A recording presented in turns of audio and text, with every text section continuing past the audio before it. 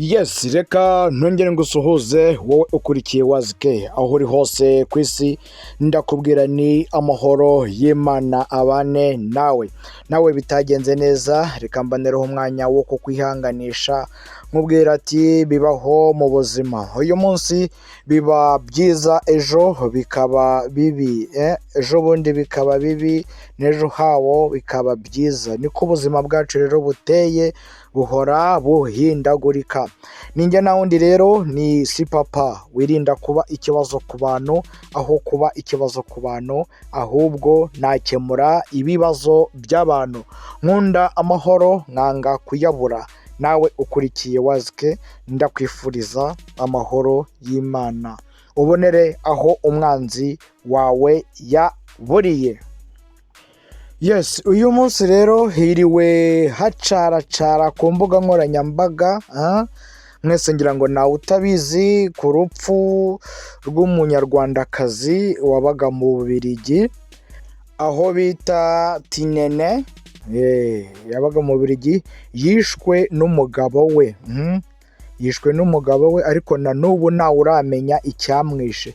Ubwo rero abantu benshi cyane bagendaga bakora kuri iyo nkuru ku mbuga nkoranyambaga, ibitangazamakuru byinshi biyivugaho, ikintu bita komenti, ubutumwa abantu bagiye bandika buteye ubwoba, buteye n'agahinda, yewe ni ubutumwa nawe ubwawe wakuramo isomo.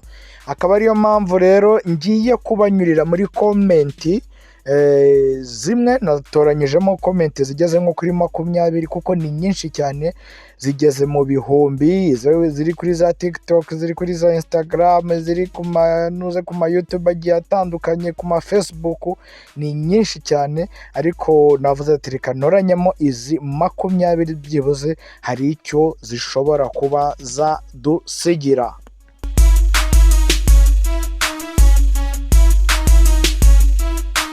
Komenti ya mbere iravuga iti: uwo mugabo yagize ngo ari gukora justice, kumbe arimo gukora ubu stupid.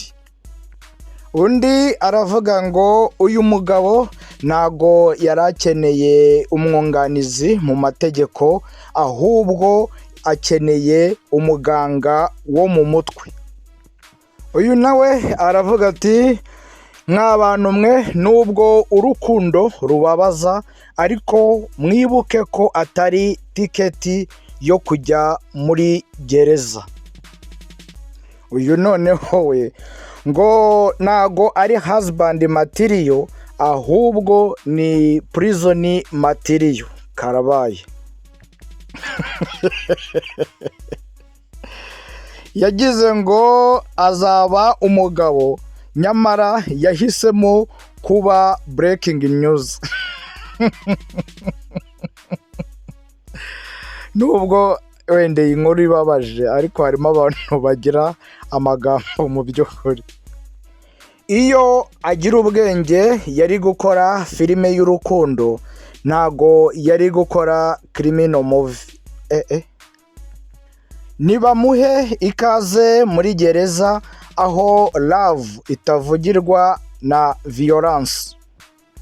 Gufata icyemezo cyo kwica umugore we, yagize ngo ari gukemura ibibazo, nyamara ari kubikuba kabiri.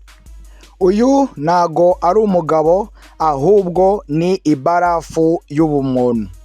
Hano ibarafu sinzi icyo yashatse gusobanura, wenda ashobora kuba yabyitiranyije ashaka kuvuga ko ari ice, urabizi ko iyenga ukari ikigenda ishira, ngo y'ubumuntu. Abagabo nk'aba bakora ibyaha, bigatuma abandi basigara basaba imbabazi z'ibyo batakoze. Imana yaremye umuntu nawe ahitamo gukina role ya Satani.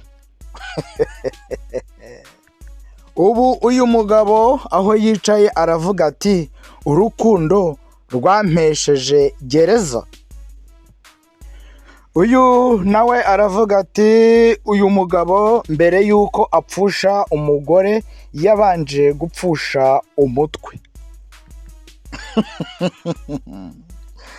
Iyo kumva nabi biza kuba ari nka siporo, uyu mugabo wishe umugore we yari kuba ari champion. Yashatse kwereka isi ko afite imbaraga, birangira none isi imweretse ko ifite polisi. Nubwo atumva umujinya, gereza izamwigisha calm down. Iyo ushaka kuba legend nube mu byaha, menya kubaho nk'umuntu. Aho kugira ngo ukunde nabi, menya kubaho nka single kuko si icyaha. Ibyo yakoze ni nka filime mbi icururizwa ku isoko rya Nyabugogo idafite message ihera. Yirengagije ko urukundo rudakorwa n'intwaro, urukundo rukorwa n'umutima. Shimira Imana ku magambo naringiye kukubwira, naringiye kuvuga abagabo nabi, nibuka ko mfite papa, genda bagufunge. Ko Satani yagowe, ubu nawe uzicara muri gereza ujye uvuga ko Satani yagushutse. Nuko bidashoboka, njye mbaye ndi nk'irimbi, igihe uzaba wapfuye sinakwemera umurambo wawe, nasaba Imana kuzahangayika kugeza ku munsi w'imperuka. Burya abadutanze kureba izuba baturushije byinshi. Singaye wa undi wavuze ko abasore b'inzobe batari seriye, ndabibonye koko. Sinzi impamvu ndi kubona ukuntu umugore wawe yaguhangayikiraga, nawe uri kumupangira kumwica. Isi we, uko bwije n'uko bukeye nkomeza kubona impamvu ituma ntagomba gushaka. Umunsi njye nashatse sinzigera ndahira imbere ya padiri ko tuzatandukanywa n'urupfu, ndabibonye. Umugore wawe wagira ngo yari akurimo ideni, yaguhaye urukundo umwishyuza ubuzima. Gira urugendo rwiza muri gereza, uburyo wigize master plan mu rugo rwawe, uzabe na master plan muri gereza. Niba kwica ari ibintu bikurimo cyangwa se byari bikurimo, kuki utasabye akazi muri busheri ukajya wica izo ngurube, ukica izo nka, ukica n'izo hene, aho kugira ngo wice umwana wa nyokobukwe? Niba atarashoboye kubana n'umugore we, byibuze aho kugira ngo amwice yari kumuta. Mfite amatsiko kuri wowe uri kumva izi komenti, abaye ari nk'umushiki wawe ibi bintu byabayeho, ni iyihe komenti washyira hanze? Uyu aravuga ati umudivorce muramubaza iki? Kuki umugore yagiye atamubwiye kuva mu mujyi akajya mu wundi amusigiye abana? Wenda ashobora kuba yaratashye yasinze, ariko ahari njyewe nshobora kuba ntari kubona. Njyewe umwana w'umutwa ngusabiye imbabazi ku Mana. Hano sasa amatiku aratangiye mu bantu bo muri komenti. Harimo bavuze ati nawe nutera umujinya umugabo wawe akakurangiza, ntuzagire ngo azajya kure, azahita yigemura kuri RIB. Aha, ndabona nanjye ngiye kuzinga ibikapu da, nkigendera, atazaza akanyicira avuye mu mabara ye. Ubu abadivorce nibo bagiye kuba ibibazo mu bantu. Nibyo da, umuntu azajya gutereta ubanze umubaze niba ari divorce mbere yo kumubaza uwo ari we. Iyo wafashe icyemezo cyo gushaka ukabyara abana barenze babiri, nta byo kuvuga ngo uracyafite amaraso y'abana.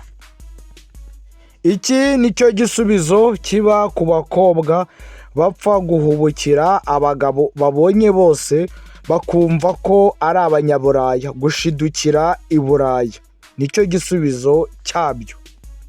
Yes, murumva komenti z'abantu bagiye batandukanye, ni komenti nyinshi cyane tuzajya tugenda tuzibanyuriramo, zigiye zivugwa mu bitangazamakuru ahantu hose kuri social media, tubagezeho ibyaranze umunsi. Murakoze cyane, nakagaruka, turabashimira tubikuye ku mutima. Wowe ukigera kuri Wazke, turagusaba ko wafata isegonda rimwe gusa ugakora subscribe, ugakora like, ugakora share. Ibihe byiza. Ciao ciao.